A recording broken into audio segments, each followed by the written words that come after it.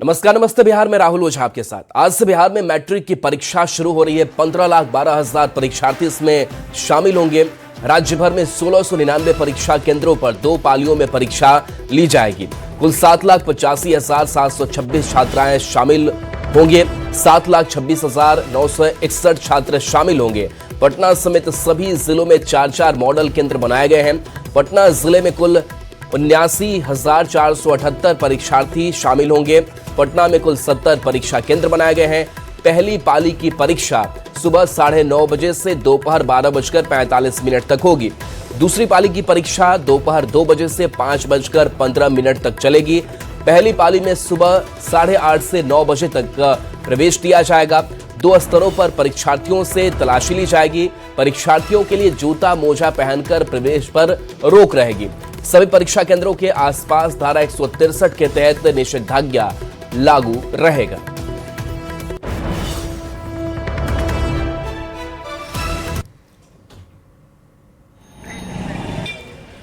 तो आज से बिहार मैट्रिक की परीक्षा की शुरुआत हो रही है। 1699 परीक्षा केंद्रों पर 2 पालियों में परीक्षा ली जाएगी। इसके साथ साथ कदाचार मुक्त परीक्षा कैसे संपन्न कराई जा सके, इसको लेकर के लगातार नजर रखी जाएगी।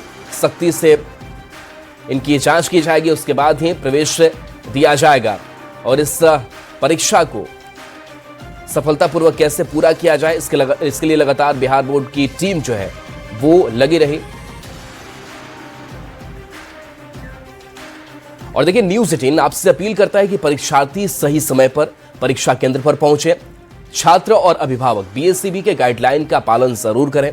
परीक्षा में लेट लतीफी ठीक नहीं है। सही वक्त पर पहुंचने के लिए घर से पहले ही चले। 1-2 मिनट की देरी आपका भविष्य बर्बाद कर सकती है। पहली पाली के लिए जब 8:30 बजे से 9 बजे तक ही प्रवेश दी जाएगी, तो कोशिश करें कि 8 बजे तक सेंटर आप पहुंच जाए, ताकि अंतिम समय में किसी तरह की जाम की परेशानी से आप बच सके। चलिए बढ़ेंगे आगे। दरभंगा से बड़ी खबर है, जहां क्रिकेट मैच के दौरान विवाद हो गया। मामूली विवाद के बाद सांप्रदायिक तनाव भी देखने को मिला। तुमौल और बसौली गांव के बीच फाइनल मैच था। मैच के दौरान मामूली कहासुनी ने हिंसक रूप ले लिया। युवक पर धारदार हथियार से हमला हुआ और आदित्य मिश्र, दुर्गानंद झा और रंजन मिश्र घायल हो गए। घटना के बाद क्षेत्र में तनाव की स्थिति है। देर रात डीएम कौशल कुमार और एसएसपी जगन्नाथ रेड्डी मौके पर पहुंचे। 2 लोगों को इस मामले में गिरफ्तार किया गया है। युवक पर हथियार से हमले का आरोप लगा है। एसएसपी ने बताया कि स्थिति फिलहाल सामान्य है। भारी पुलिस बल की तैनाती यहां पर कर रखी गई है। विपिन हमारे साथ न्यूज़ 18 संवाददाता फोन लाइन पर जुड़े हुए हैं। विपिन, ये क्या पूरा मामला सामने आया है क्रिकेट मैच के दौरान जो विवाद हुआ? जी बता दूं कि ये फाइनल मैच था और बड़ा ही समारोह पूर्वक किया जा रहा था। लेकिन जो बातें सामने आई है, आयोजक जो मैच का है, उन्होंने भी जो है परमिशन प्रशासन से नहीं लिया था इसका, जो बातें सामने आई है। और फिर मैच के लास्ट में जाके जो है किसी बात को लेकर विवाद होता है युवकों के बीच, और एक युवक मोहम्मद चांद जो है हिंसक हो जाता है और मछली काटने वाले जो हथियार हैं बगल से लेकर 3 युवकों पर हमला कर देते हैं। क्योंकि 2 समुदाय के पक्ष का मामला आ गया, 3 युवक जो है घायल हो गए। उसके बाद वहां पर माहौल बहुत ज्यादा बिगड़ गया। इसके बाद स्थिति तनावपूर्ण होते देख जो है यहाँ डीएम कौशल कुमार, एसएसपी जगन्नाथ रेड्डी देर रात मौके पर पहुंचे और वहां जाने के बाद 2 उपद्रवियों को गिरफ्तार भी किया गया, जिसके बाद स्थिति सामान्य है और भारी पुलिस बल अभी भी वहां तैनात किया गया है, जिससे कोई और उपद्रवी कोई माहौल न खराब करे, इस पर नजर बना हुआ है। जी, और जिसने हथियार से हमला किया उस पर कार्रवाई किस तरीके से हुई? हालांकि गिरफ्तारी भी जरूर हुई है। हालात अभी कैसे हैं? जिसने हमला किया मोहम्मद चंद, वो अभी फरार है। पुलिस उसकी भी गिरफ्तारी के लिए लगातार कल से ही छापेमारी कर रही है। और जो हालात हैं उसके बाद जरूर बिगड़े थे, लेकिन अभी स्थिति पूरी तरह सामान्य है। जी, तो चूंकि 2 समुदायों के बीच का यह मामला है और इस मामला काफी संवेदनशील हो जाता है, ऐसे में पुलिस और क्या सतर्कता वहां बरत रही है? जिन लोगों ने कल उपद्रव किया था या माहौल बिगाड़ने का प्रयास किया था, उनका वीडियो फुटेज, सीसीटीवी फुटेज भी खंगाला जा रहा है कि जब ये अचानक से हुआ था और इसे संप्रदाय रंग देने का प्रयास भी किया गया कुछ लोगों के द्वारा। तो इस पर भी पुलिस की नजर है कि ऐसे में माहौल और न बिगड़े, इसको लेकर एहतियातन पुलिस कैंप भी कर रही है और जो लोग उपद्रव किए थे उनकी सीसीटीवी से पहचान भी की जा रही है और आगे ऐसा न हो इसको लेकर जो है पुलिस पूरी तरह अलर्ट है। जो इस हमले में घायल है उनकी स्थिति अभी क्या है? जो 3 युवक घायल हैं, 2 का तो सर में और कमर पे है, लेकिन एक जो है आशीष मिश्र, उनके पूरे पेट पर जो है कट का निशान है, बहुत गहरा निशान है। इसको लेकर जो उन्हें डीएमसीएच से रात में ही रेफर कर दिया गया था। तो ये गिरफ्तारी के लिए कहीं और छापेमारी भी हो रही है? निश्चित तौर से जो रात में ही एसएसपी खुद जो है पहुंचकर मौके पर 2 लोगों को गिरफ्तार, जो उपद्रवी थे 2 को गिरफ्तार किया गया है और जो मुख्य आरोपी है मोहम्मद चांद, उसकी भी गिरफ्तारी के लिए लगातार छापेमारी की जा रही है और लगातार जगह बदल रहा है। लेकिन पुलिस का कहना है कि वो आज किसी भी हाल में पुलिस की गिरफ्त में जरूर होगा। जी शुक्रिया विपिन इस अपडेट के लिए आपका। आ रहे थे, अचानक कत्ता से हमला करना चालू कर दिया, हमारा पेट काट दिया, 2 आदमी का सर्वर फोड़ दिया, 2 मुस्लिम का बच्चा था, 1 गनौन का था, 2 गनौन का लड़का था, उसको सब सपोर्ट किया पाली का मियाँ। अच्छा। वो लोग मिल के हम लोग को बहुत मारा।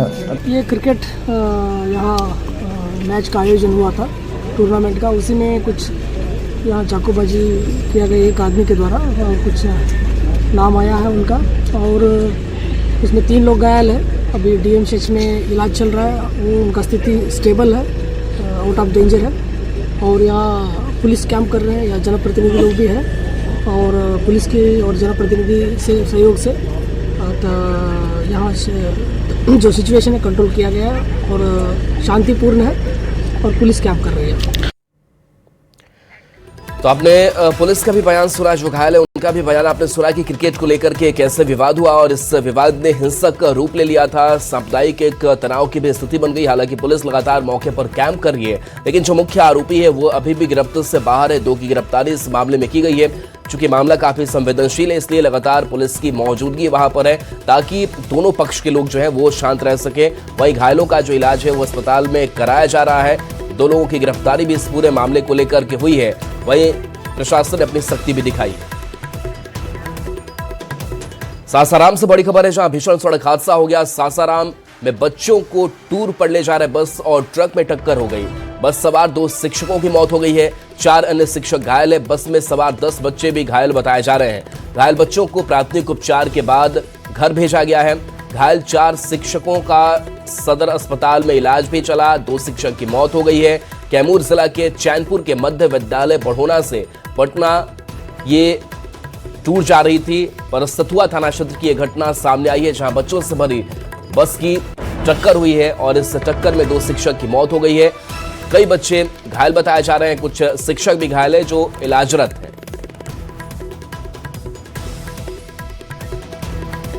अजीत हमारे साथ न्यूज 18 संवाददाता फोन लाइन पर है। अजीत, ये कैसे हादसा हो गया? बच्चे अभी कैसे हैं? 2 शिक्षकों की मौत भी हो गई है। जी, दर्दनाक हादसा हुआ है जिसमें 2 शिक्षकों की मौत हुई है और संतोष की बात ये है कि ये जो बच्चे हैं वो सभी सुरक्षित हैं। 10 बच्चे को चोट लगी थी, उन सभी को प्राथमिक उपचार के बाद घर भेज दिया गया है। लेकिन दुर्भाग्य है कि 2 शिक्षक जो हैं, संजय कुमार राय और पुनीत कुमार, जो पुनीत कुमार सिंह बीपीएससी शिक्षक हैं, उनकी मौत हुई है। उसके अलावा संजय कुमार राय की मौत हुई है। संजय कुमार राय चैनपुर के रहने वाले हैं, जबकि पुनीत कुमार सिंह उत्तर प्रदेश के मिर्जापुर के बगहवा के रहने वाले हैं।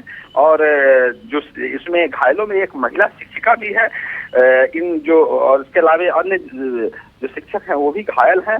उन घायल शिक्षकों की हालत जो है अब ठीक ठाक है, क्योंकि ये हादसा तब हुआ जब कैमूर जिला के चैनपुर के बढ़ौना गांव से मध्य विद्यालय है, इस विद्यालय से बच्चों को लेकर पटना निकला गया था। टूर के लिए निकल रही थी टीम, और जैसे ही वो बस परसतुआ के पास पहुंची, यानी जो मोहनिया से जो रास्ता आरा की तरफ जाती है, उसमें परसतुआ के पास एक ट्रक से टक्कर हो गई, जिसके बाद ये हादसा हुआ है।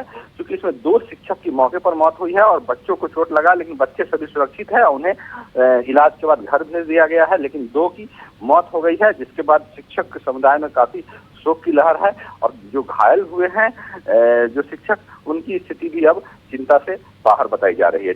जी, जिस ट्रक से टक्कर हुई, क्या उसके ड्राइवर पर कोई कार्रवाई या फिर उसे हिरासत में लिया जा सका है?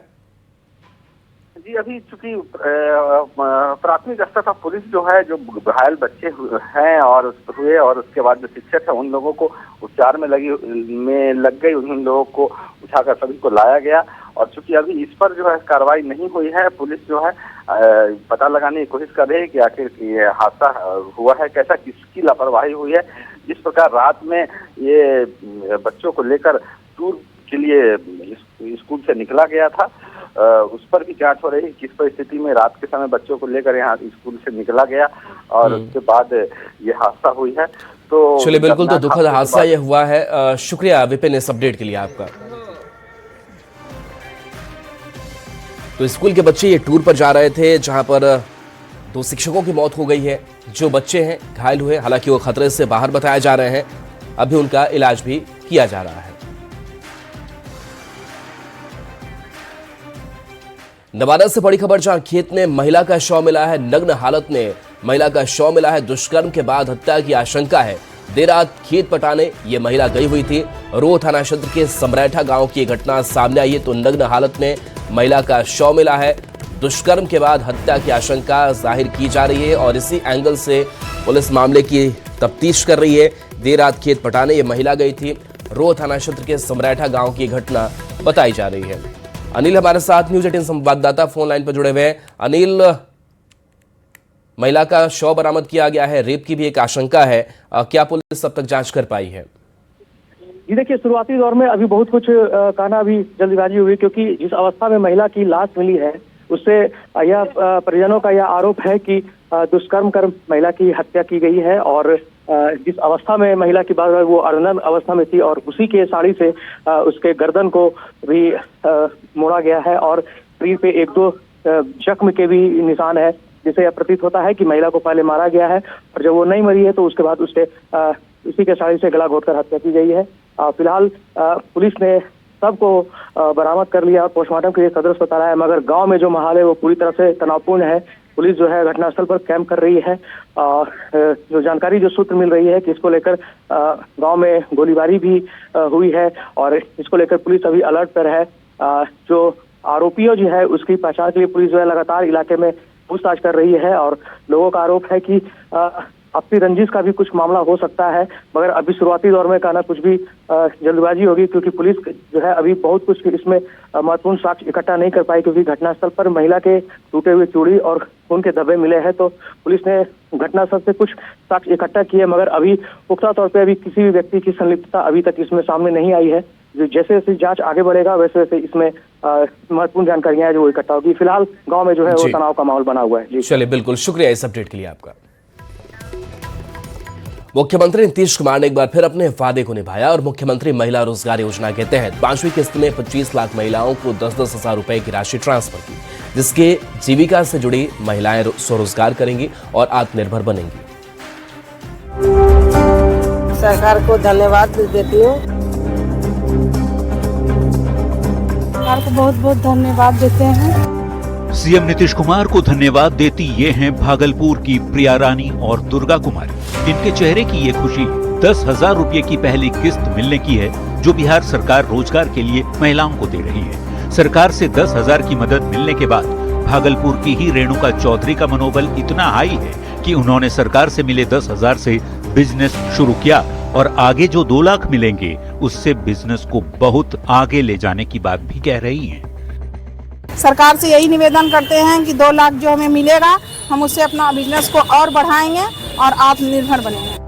बता दें कि मुख्यमंत्री नीतीश कुमार ने एक बार फिर सोमवार को अपने वादे को निभाया और मुख्यमंत्री महिला रोजगार योजना के तहत 5वीं किस्त में 25 लाख महिलाओं को 10-10 हजार रुपए की राशि ट्रांसफर कर दी, जिससे जीविका से जुड़ी महिलाएं स्वरोजगार करेंगी और आत्मनिर्भर बनेंगी। बिहार देश का पहला राज्य है जहाँ महिलाओं के लिए महिला रोजगार योजना शुरू की गई है।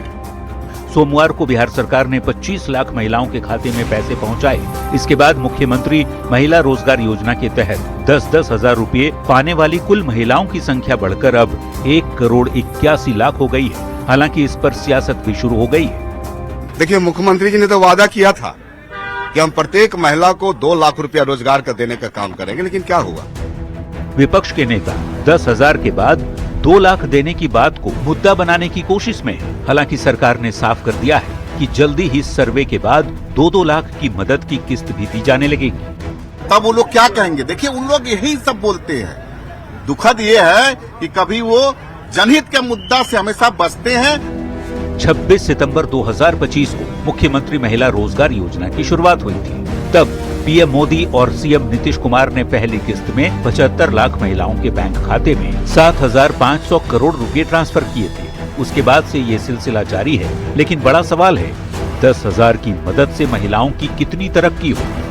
न्यूज 18 के लिए पटना से आनंद, अमृतराज और शैलेंद्र कुमार के साथ ब्यूरो रिपोर्ट।